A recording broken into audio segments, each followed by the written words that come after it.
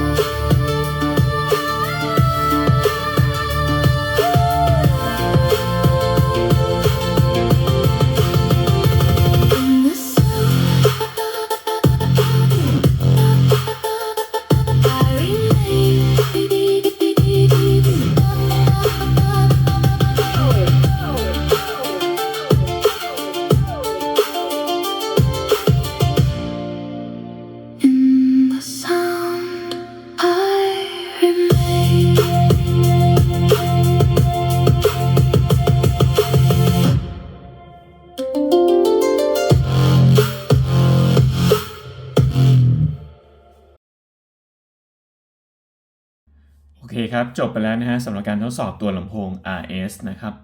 ยี่ห้อนี้เป็นยี่ห้อใหม่นะครับที่เพิ่งซื้อมาตัวนี้นะครับจากที่ประเมินตอนแรกบอกว่าเสียงมันออกมาทางด้านเสียงกลางนะฮะอันนี้ก็เสียงจะออกกลางแล้วก็ยังแข็งอยู่นะครับ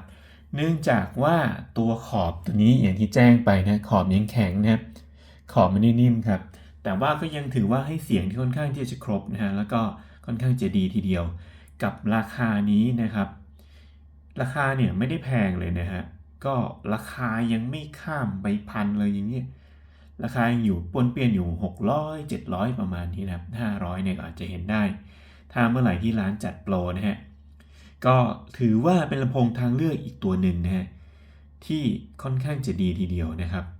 ทำได้ค่อนข้างที่จะเกินราคานะถ้าเทียบกับงานโดยทั่วๆไปที่เราเคยเห็นกันบ้างแบบ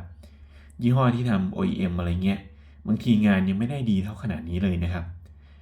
ก็ถ้าใครสนใจดูนี้นะเดี๋ยวผมจะทิ้งลิงก์นะฮะไว้ที่ใต้คลิปก็สามารถกดสั่งซื้อได้เลยนะครับร้านนี้ผมสั่งห